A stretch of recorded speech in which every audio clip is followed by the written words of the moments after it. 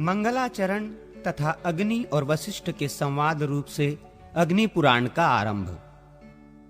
लक्ष्मी, सरस्वती, गणेश, कार्तिकेय, महादेव जी, ब्रह्मा, अग्नि, इंद्र आदि देवताओं तथा भगवान वासुदेव को मैं नमस्कार करता हूं। नैमिषारण्य की बात है। शौनक आदि ऋषि यज्ञों द्वारा भगवान विष्णु का यजन कर रहे थे। उस समय वहां तीर्थ यात्रा के प्रसंग से सूत जी पधारे। महर्षियों ने उनका स्वागत सत्कार करके कहा। ऋषि बोले, सूत जी, आप हमारी पूजा स्वीकार करके हमें वो सार से भी सारभूत तत्व बतलाने की कृपा करें जिसके जान लेने मात्र से सर्वज्ञता प्राप्त होती है। सूत जी ने कहा, ऋषियों, भगवान विष्णु ही सार से भी सार तत्व हैं। वे सृष्टि और पालन आदि के कर्ता और सर्वत्र व्यापक हैं। वो विष्णु स्वरूप ब्रह्म मैं ही हूं। इस प्रकार उन्हें जान लेने पर सर्वज्ञता प्राप्त हो जाती है। ब्रह्म दो स्वरूप जानने के योग्य हैं, शब्द ब्रह्म और पर ब्रह्म। दो विद्याएं भी जानने के योग्य हैं, अपरा विद्या और पराविद्या। ये अर्थर्व वेद की श्रुति का कथन है। एक समय की बात है, मैं, शुकदेव जी तथा पैल आदि ऋषि बद्रिकाश्रम को गए और वहां व्यास जी को नमस्कार करके हमने प्रश्न किया। तब उन्होंने हमें सार तत्व का उपदेश देना आरंभ किया। व्यास जी बोले, सुत, तुम शुक आदि साथ सुनो। एक समय मुनियों के साथ मैंने महर्षि वशिष्ठ से सारभूत परात्पर ब्रह्म के विषय में पूछा था। उस समय उन्होंने मुझे जैसा उपदेश दिया था वही तुम्हें बतला रहा हूं। वशिष्ठ जी ने कहा, व्यास, मैं सर्वांतर्यामी ब्रह्म के दो स्वरूप हैं, मैं उन्हें बताता हूं, सुनो। पूर्व काल में ऋषि मुनि तथा देवताओं सहित मुझसे अग्निदेव ने इस विषय में जैसा जो कुछ भी कहा था वही मैं तुम्हें बता रहा हूं। अग्नि पुराण सर्वोत्कृष्ट है। इसका एक एक अक्षर ब्रह्म विद्या है, अतएव यह परम ब्रह्म स्वरूप है। ऋग्वेद आदि संपूर्ण वेद शास्त्र अपर ब्रह्म है। पर ब्रह्म स्वरूप अग्नि पुराण संपूर्ण देवताओं के लिए परम सुखद है। अग्निदेव द्वारा जिसका कथन हुआ है वो आग्नेय पुराण वेदों के सर्वतुल्य सर्वमान्य है। ये पवित्र पुराण अपने पाठकों और श्रोताजनों को भोग तथा मोक्ष प्रदान करने वाला है। भगवान विष्णु ही कालाग्नि रूप से विराजमान हैं। वे ही ज्योतिर्मय परात्पर पर ब्रह्म हैं। ज्ञान योग तथा कर्म योग द्वारा उन्हीं का पूजन होता है। एक दिन उन विष्णु स्वरूप अग्निदेव से मुनियों सहित मैंने इस प्रकार प्रश्न किया। वशिष्ठ जी ने पूछा, अग्निदेव, संसार सागर से पार लगाने के लिए नौका रूप परमेश्वर ब्रह्म के स्वरूप का वर्णन कीजिए और संपूर्ण विद्याओं के सारभूत उस विद्या का उपदेश दीजिए जिसे जानकर मनुष्य सर्वज्ञ हो जाता है। अग्निदेव बोले, वशिष्ठ, मैं ही विष्णु हूं, मैं ही कालाग्नि रुद्र कहलाता हूं। मैं तुम्हें संपूर्ण विद्याओं की सारभूता विद्या का उपदेश देता हूं जिसे अग्नि पुराण कहते हैं। वही सब विद्याओं का सार है। वो परम ब्रह्म स्वरूप है। सर्वमय एवं सर्व कारण भूत ब्रह्म उससे भिन्न नहीं है। उसमें सर्ग, प्रतिसर्ग, वंश, मनवंतर, वंशानुचरित आदि का तथा मत्स्य कूर्म आदि रूप धारण करने वाले भगवान का वर्णन है। ब्रह्मन, भगवान विष्णु की स्वरूप भूता दो विद्याएं हैं, एक परा और दूसरी अपरा। ऋक्, यजुः, साम और अथर्व नामक वेद, वेद के छहों अंग, शिक्षा, कल्प, व्याकरण, निरुक्त, ज्योतिष और छंद शास्त्र तथा मीमांसा, धर्मशास्त्र, पुराण, न्याय, वैदिक, आयुर्वेद, गांधार्व वेद, संगीत, धनुर्वेद और अर्थशास्त्र, ये सब अपरा विद्या हैं। तथा पराविद्या वो है जिससे इस अदृश्य, अग्राह्य, ग्रोतर रहित, चरण रहित, नित्य, अविनाशी ब्रह्म का बोध हो। इस अग्नि पुराण को पराविद्या समझो। पूर्व काल में भगवान विष्णु ने मुझसे तथा ब्रह्मा जी ने देवताओं से जिस प्रकार वर्णन किया था उसी प्रकार मैं भी तुमसे मत्स्य आदि अवतार धारण करने वाले जगत कारण भूत परमेश्वर का प्रतिपादन करूंगा।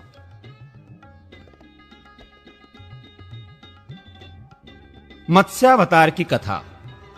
वशिष्ठ जी ने कहा, अग्निदेव, आप सृष्टि आदि के कारणभूत भगवान विष्णु के मत्स्य आदि अवतारों का वर्णन कीजिए, साथ ही ब्रह्म स्वरूप अग्नि पुराण को भी सुनाइए, जिसे पूर्व काल में आपने श्री विष्णु भगवान के मुख से सुना था। अग्निदेव बोले, वशिष्ठ सुनो, मैं श्रीहरि के मत्स्यावतार का वर्णन करता हूं। अवतार धारण का कार्य दुष्टों के विनाश तथा साधु पुरुषों की रक्षा के लिए होता है। बीते हुए कल्प के अंत में ब्राह्म नामक नैमित्तिक प्रलय हुआ था। मुने, उस समय भू आदि लोक समुद्र के जल में डूब गए थे। प्रलय के पहले की बात है। व्यवस्थ मनु भोग और मोक्ष की सिद्धि के लिए तपस्या कर रहे थे। एक दिन जब वे कृतमाला नदी से जल से पितरों का तर्पण कर रहे थे, उनकी अंजलि के जल में एक बहुत छोटा सा मत्स्य आ गया। राजा ने उसे जल में फेंक देने का विचार किया। तब मत्स्य ने कहा, महाराज, मुझे जल में न फेंको, यहाँ ग्राही आदि जल जंतुओं से मुझे भय है। ये सुनकर मनु ने उसे अपने कलश के जल में डाल दिया। मत्स्य उसमें पड़ते ही बड़ा हो गया और पुनः मनु से बोला, राजन, मुझे इससे बड़ा स्थान दो। उसकी ये बात सुनकर राजा ने उसे एक बड़े जलपात्र, नाद या कुंडा आदि में डाल दिया। उसमें भी बड़ा होकर मत्स्य राजा से बोला, मनो, मुझे कोई विस्तृत स्थान दो। तब उन्होंने पुनः उसे सरोवर के जल में डाला, किंतु वहां भी बढ़कर वो सरोवर के बराबर हो गया और बोला, मुझे इससे बड़ा स्थान दो। तब मनु ने उसे फिर समुद्र में ही ले जाकर डाल दिया। वहां वो मत्स्य क्षण भर में 1,00,000 योजन बड़ा हो गया। उस अद्भुत मत्स्य को देखकर मनु को बड़ा विस्मय हुआ। वे बोले, आप कौन हैं? निश्चय ही आप भगवान श्री विष्णु जान पड़ते हैं। नारायण, आपको नमस्कार है। जनार्दन, आप किस लिए अपनी माया से मुझे मोहित कर रहे हैं? मनु के ऐसा कहने पर सबके पालन में संलग्न रहने वाले मत्स्य रूपधारी भगवान उनसे बोले, राजन, मैं दुष्टों का नाश और जगत की रक्षा करने के लिए अवतीर्ण हुआ हूं। आज से 7वें दिन समुद्र संपूर्ण जगत को डुबो देगा। उस समय तुम्हारे पास एक नौका उपस्थित होगी। तुम उस पर सब प्रकार के बीज आदि रखकर बैठ जाना। सप्तर्षि भी तुम्हारे साथ रहेंगे। जब तक ब्रह्मा की रात रहेगी, तब तक तुम उसी नाव पर विचरते रहोगे। नाव आने के बाद मैं भी इसी रूप में उपस्थित होऊंगा। उस समय तुम मेरे सिंग में महासर्पमयी रस्सी से उस नाव को बांध देना। ऐसा कहकर भगवान मत्स्य अंतर्धान हो गए और व्यवस्थ मनु उनके बताए हुए समय की प्रतीक्षा करते हुए वहीं रहने लगे। जब नियत समय पर समुद्र अपनी सीमा लांघकर बढ़ने लगा, तब वे पूर्वोक्त नौका पर बैठ गए। उसी समय एक सिंह धारण करने वाले सुवर्णमय मत्स्य भगवान का प्रादुर्भाव हुआ। उनका विशाल शरीर 10,00,000 योजन लंबा था। उनके सिंग में नाव बांधकर राजा ने उनसे मत्स्य नामक पुराण का श्रवण किया, जो सब पापों का नाश करने वाला है। मनु भगवान मत्स्य की नाना प्रकार के स्रोतों द्वारा स्तुति भी करते थे। प्रलय के अंत में ब्रह्मा जी से वेद को हर लेने वाले हयग्रीव नामक दानव का वध करके भगवान ने वेद मंत्र आदि की रक्षा की। तत्पश्चात वाराह कल्प आने पर श्री हरि ने कच्छप रूप धारण किया। समुद्र मंथन, कूर्म तथा मोहिनी अवतार की कथा। अग्निदेव कहते हैं, वशिष्ठ, अब मैं कुर्मावतार का वर्णन करूंगा। यह सुनने पर सब पापों का नाश हो जाता है। पूर्व काल की बात है। देवासुर संग्राम में दैत्यों ने देवताओं को परास्त कर दिया। वे दुर्वासा के शाप से भी लक्ष्मी से रहित हो गए थे। तब संपूर्ण देवता क्षीरसागर में शयन करने वाले भगवान विष्णु के पास जाकर बोले, भगवान, आप देवताओं की रक्षा कीजिए। यह सुनकर श्री हरि ने ब्रह्म आदि देवताओं से कहा, देवगण, तुम लोग क्षीर समुद्र को मथने, अमृत प्राप्त करने और लक्ष्मी को पाने के लिए असुरों से संधि कर लो। कोई बड़ा काम या भारी प्रयोजन आ पड़ने पर शत्रुओं से भी संधि कर लेनी चाहिए। मैं तुम लोगों को अमृत का भागी बनाऊंगा और दैत्यों को उससे वंचित रखूंगा। मंदराचल को मथानी और वासुकी नाग को नेति बनाकर आलस्य रहित हो मेरी सहायता से तुम लोग क्षीर सागर का मंथन करो। भगवान विष्णु के ऐसा कहने पर देवता दैत्यों के साथ संधि करके क्षीर समुद्र पर आए। फिर तो उन्होंने एक साथ मिलकर समुद्र मंथन आरंभ किया। जिस ओर वासुकी नाग की पूंछ थी, उसी ओर देवता खड़े थे। दानव वासुकी नाग के निश्वास से क्षीण हो रहे थे और देवताओं को भगवान अपनी कृपा दृष्टि से परिपुष्ट कर रहे थे। समुद्र मंथन आरंभ होने पर कोई आधार न मिलने से मंदराचल पर्वत समुद्र में डूब गया। तब भगवान विष्णु ने कूर्म कछुए का रूप धारण करके मंदराचल को अपनी पीठ पर रख लिया। फिर जब समुद्र मथा जाने लगा तो उसके भीतर से हलाहल विष प्रकट हुआ। उसे भगवान शंकर ने अपने कंठ में धारण कर लिया। इससे कंठ में काला दाग पड़ जाने के कारण वे नीलकंठ नाम से प्रसिद्ध हुए।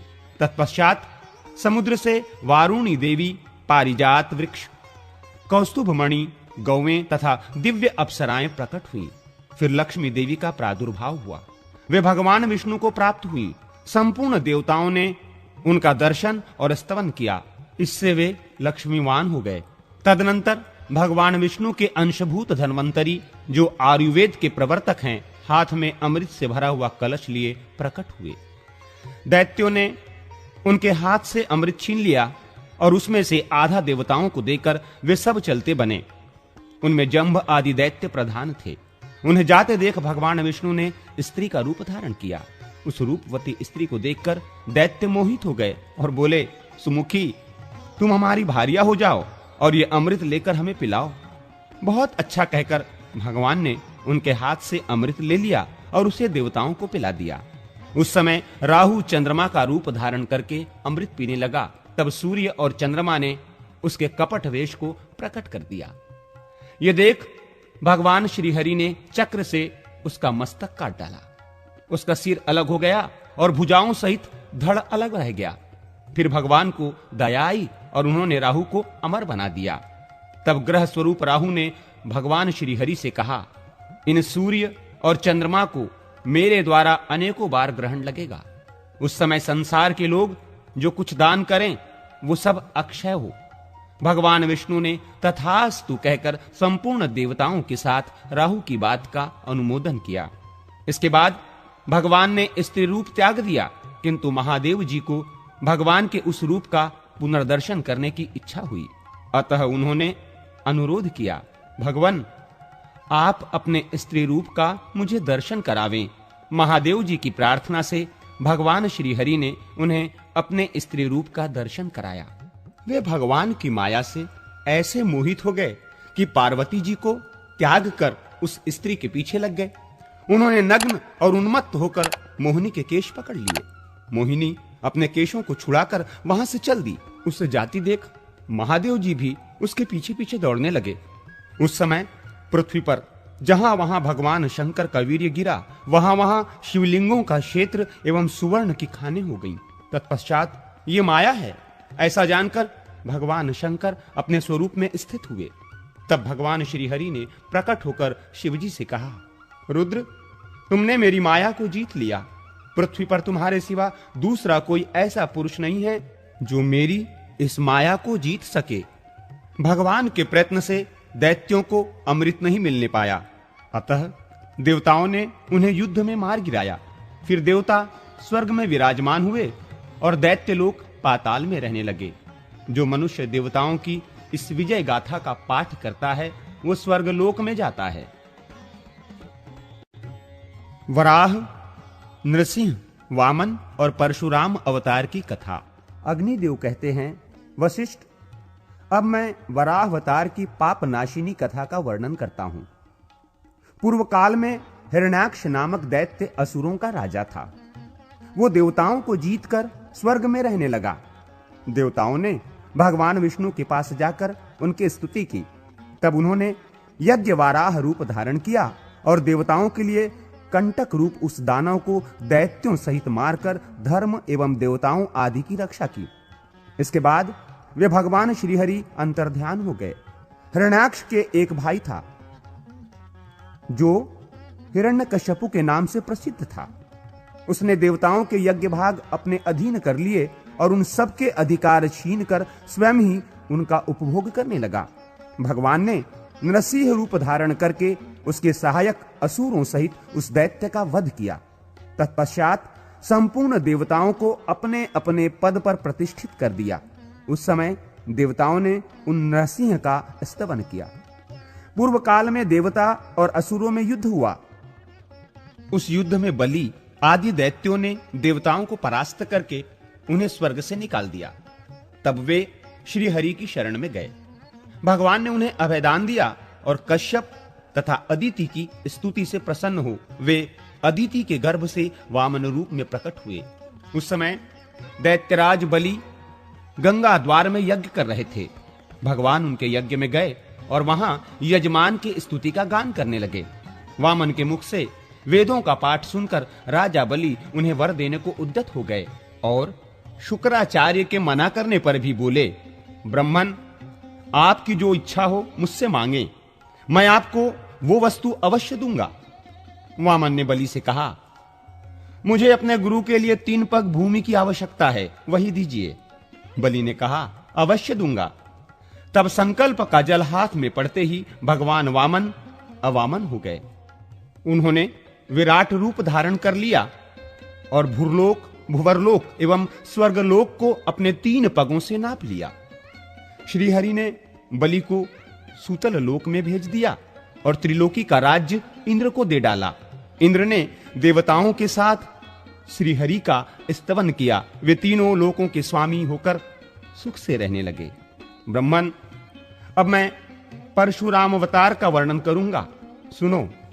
देवता और ब्राह्मण आदि का पालन करने वाले श्रीहरि ने जब देखा कि भूमंडल के क्षत्रिय उद्धत स्वभाव के हो गए हैं, तो वे उन्हें मारकर पृथ्वी का भार उतारने और सर्वत्र शांति स्थापित करने के लिए जमदग्नि के अंश द्वारा रेणुका के गर्भ से अवतीर्ण हुए। भृगुनंदन परशुराम शस्त्र विद्या के पारंगत विद्वान थे। उन दिनों कृतवीर्य का पुत्र राजा अर्जुन भगवान दत्तात्रेय जी की कृपा से 1000 बाहें पाकर समस्त भूमंडल पर राज्य करता था। एक दिन वो वन में शिकार खेलने के लिए गया। वहां वो बहुत थक गया। उस समय जमदग्नि मुनि ने उन्हें सेना सहित अपने आश्रम पर निमंत्रित किया और कामधेनु के प्रभाव से सबको भोजन कराया। राजा ने मनु से कामधेनु को अपने लिए मांगा, किंतु उन्होंने देने से इनकार कर दिया। तब उसने बलपूर्वक उस धेनु को छीन लिया। ये समाचार पाकर परशुराम जी ने हयहयपुरी में जा उसके साथ युद्ध किया और अपने फरसे से उसका मस्तक काटकर रणभूमि में उसे मार गिराया। फिर वे कामधेनु को साथ लेकर अपने आश्रम पर लौट आए। एक दिन परशुराम जी जब वन में गए हुए थे, कृतवीर्य के पुत्रों ने आकर अपने पिता के वैर का बदला लेने के लिए जमदग्नि मुनि को मार डाला। जब परशुराम जी लौट कर आए तो पिता को मारा गया देख उनके मन में बड़ा क्रोध हुआ। उन्होंने 21 बार समस्त भूमंडल के क्षत्रियों का संहार किया। फिर कुरुक्षेत्र में 5 कुंड बनाकर वहीं उन्होंने अपने पितरों का तर्पण किया और सारी पृथ्वी कश्यप मुनि को दान देकर वे महेंद्र पर्वत पर रहने लगे। इस प्रकार कूर्म, वराह, नृसिंह, वामन तथा परशुराम अवतार की कथा सुनकर मनुष्य स्वर्गलोक में जाता है।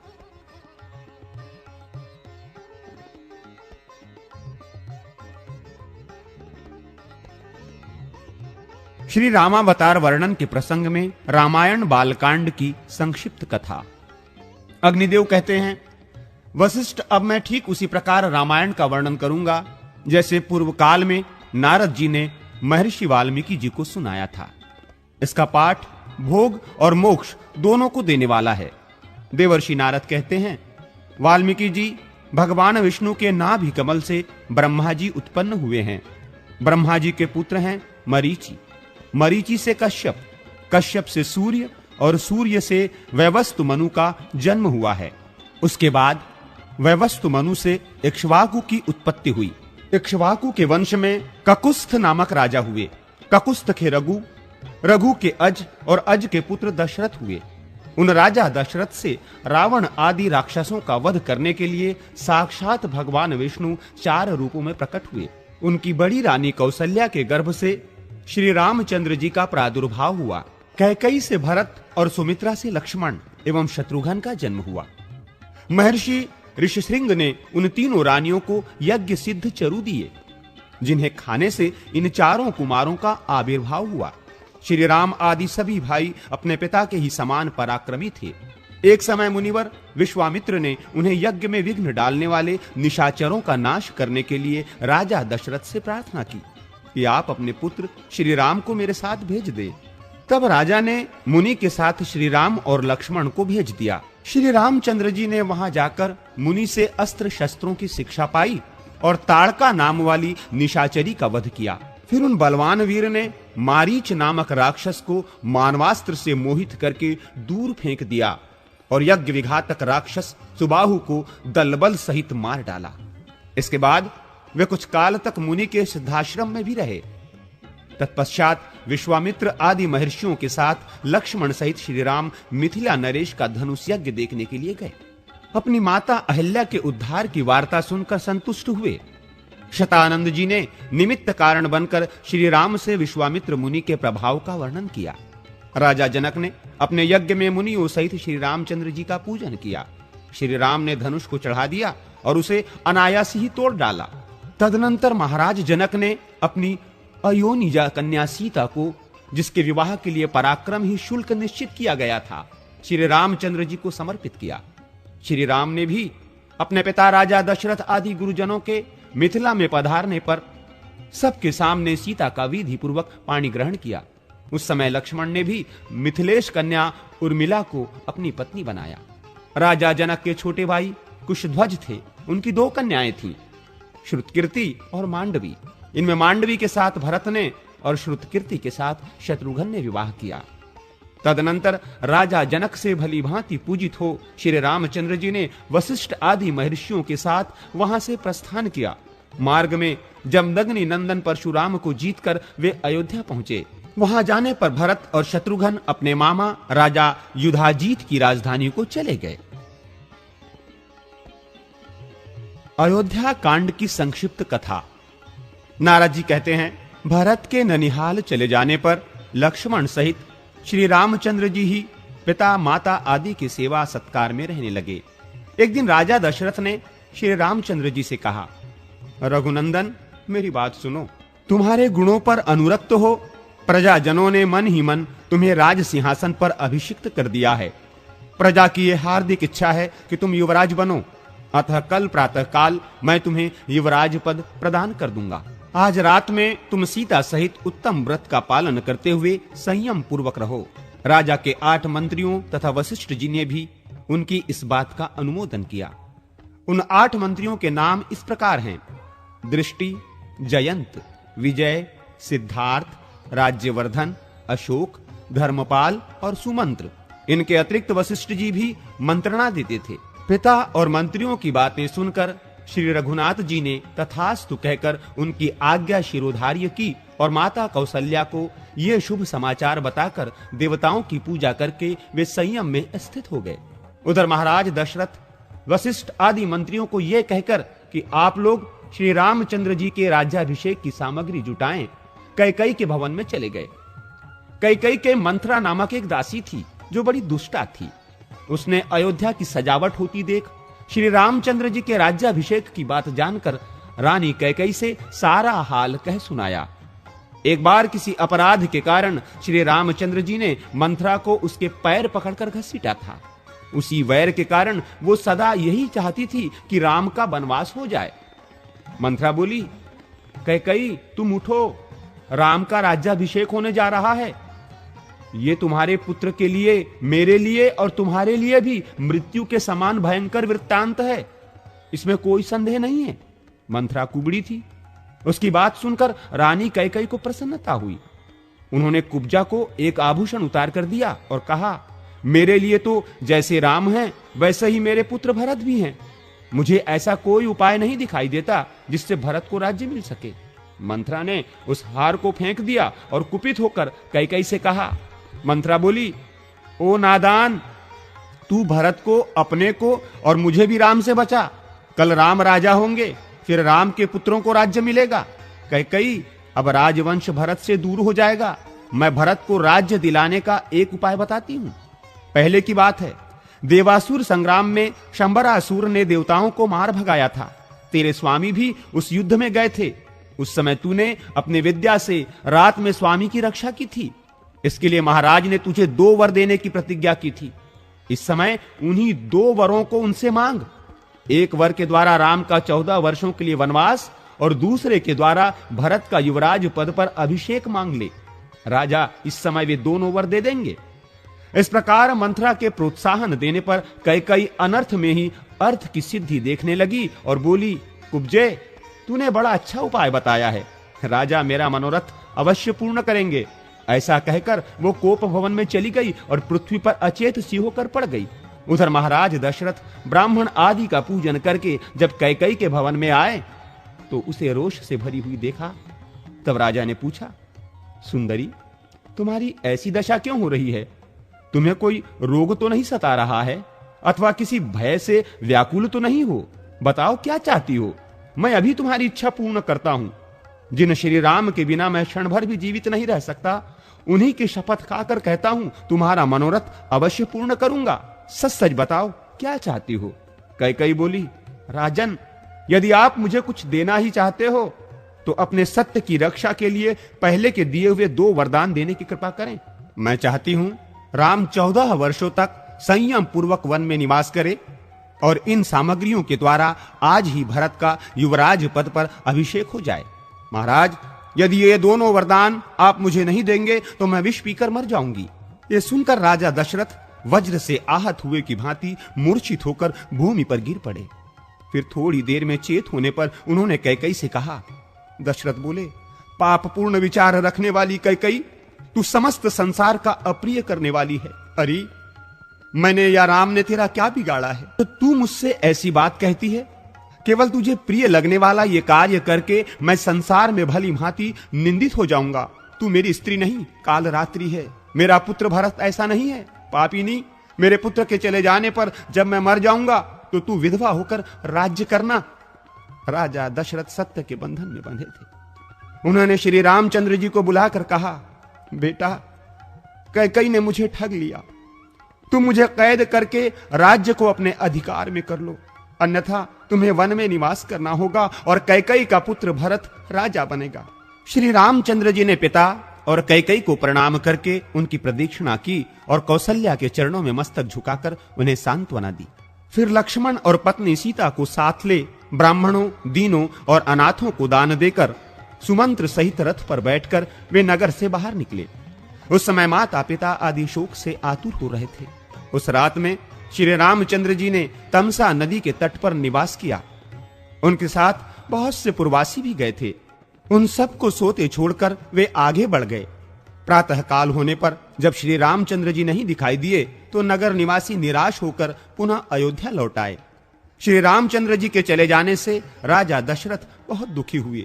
वे रोते रोते कैकेयी का महल छोड़कर कौशल्या के भवन में चले आए। उस समय नगर के समस्त स्त्री पुरुष और रनिवास की स्त्रियां फूट फूट कर रो रही थीं। श्री रामचंद्र जी ने चीर वस्त्र धारण कर रखा था। वे रथ पर बैठे बैठे श्रृंगेश्वरपुर जा पहुंचे। वहां निषाद राजगुह ने उनका पूजन स्वागत सत्कार किया। श्री रघुनाथ जी ने इंदगी वृक्ष की जड़ के निकट विश्राम किया। लक्ष्मण और गुह दोनों रात भर जागकर पहरा देते रहे। प्रातः काल श्री राम ने रथ सहित सुमंत्र को विदा कर दिया तथा स्वयं लक्ष्मण और सीता के साथ नाव से गंगा पार हो वे प्रयाग में गए। वहां उन्होंने महर्षि भरद्वाज को प्रणाम किया और उनकी आज्ञा ले वहां से चित्रकूट पर्वत को प्रस्थान किया। चित्रकूट पहुंचकर उन्होंने वास्तु पूजा करने के अनंतर पर्णकुटी बनाकर मंदाकिनी के तट पर निवास किया। रघुनाथ जी ने सीता को चित्रकूट पर्वत का रमणीय दृश्य दिखलाया। इसी समय एक कौवे ने सीता जी के कोमल श्री अंग में नखों से प्रहार किया। ये देख श्री राम ने उसके ऊपर सिंह के अस्त्र का प्रयोग किया। तब वो कौवा देवताओं की आश्रय छोड़कर श्री रामचंद्र जी की शरण में आया। तब उन्होंने उसकी केवल एक आंख नष्ट करके उसे जीवित छोड़ दिया। श्री रामचंद्र जी के वनगमन के पश्चात छठे दिन की रात में राजा दशरथ ने कौशल्या से पहले की एक घटना सुनाई, जिसमें उनके द्वारा कुमार अवस्था में सरयू के तट पर अनजान में यज्ञदत्त पुत्र श्रवण कुमार के मारे जाने का वृत्तांत था। श्रवण कुमार पानी लेने के लिए आया था। उस समय उसके घड़े के भरने से जो शब्द हो रहा था, उसकी आहट पाकर मैंने उसे कोई जंगली जंतु समझा और शब्द भेदी बाण से उसका वध कर डाला। यह समाचार पाकर उसके पिता और माता को बड़ा शोक हुआ। वे बारंबार विलाप करने लगे। उस समय श्रवण कुमार के पिता ने मुझे शाप देते हुए कहा, राजन, हम दोनों पति पत्नी पुत्र के बिना शोकातुर होकर प्राण त्याग रहे हैं। तुम भी हमारी ही तरह पुत्र वियोग के शोक से मरोगे। तुम्हारे पुत्र मरेंगे तो नहीं, किंतु उस समय तुम्हारे पास कोई पुत्र मौजूद न होगा। कौशल्य, आज उसका शाप मुझे स्मरण हो रहा है। जान पड़ता है अब इसी शोक से मेरी मृत्यु होगी। इतनी कथा कहने के पश्चात राजा ने हा राम कहकर स्वर्गलोक को प्रयाण किया। कौशल्या ने समझा, महाराज शोक से आतुर हैं, इस समय नींद आ गई होगी। ऐसा विचार करके वे सो गई। प्रातः काल जगाने वाले सुत, मागध और बंदी जन सोते हुए महाराज को जगाने लगे, किंतु वे ना जगे। तब उन्हें मरा हुआ जान रानी कौशल्या हाय मैं मारी गई कहकर पृथ्वी पर गिर पड़ी। फिर तो समस्त नर नारी फूट फूट कर रोने लगे। तत्पश्चात महर्षि वशिष्ठ ने राजा के शव को तैल भरी नौका में रखवाकर भरत को उनके ननिहाल से तत्काल बुलवाया। भरत और शत्रुघ्न अपने मामा के राजमहल से निकलकर सुमंत्र आदि के साथ शीघ्र ही अयोध्यापुरी में आए। यहाँ का समाचार जानकर भरत को बड़ा दुख हुआ। कैकेयी को शोक करती देख उसकी कठोर शब्दों में निंदा करते हुए बोले, अरे तूने मेरे माथे कलंक का टीका लगा दिया, मेरे सिर पर अपयश का भारी बोझ डाल दिया। फिर उन्होंने कौशल्या की प्रशंसा करके तैल पूर्ण नौका में रखे हुए पिता के शव का सरयू तट पर अंत्येष्टि संस्कार किया। तदनंतर वशिष्ठ आदि गुरुजनों ने कहा, भरत अब राज्य ग्रहण करो। भरत बोले, मैं तो श्री रामचंद्र जी को ही राजा मानता हूं, अब उन्हें यहां लाने के लिए वन में जाता हूं। ऐसा कहकर वे वहां से दलबल सहित चल दिए और श्रृंगेश्वरपुर होते हुए प्रयाग पहुंचे। वहां महर्षि भरद्वाज ने उन सबको भोजन कराया। फिर भरद्वाज को नमस्कार करके वे प्रयाग से चले और चित्रकूट में श्री राम एवं लक्ष्मण के समीप आ पहुंचे।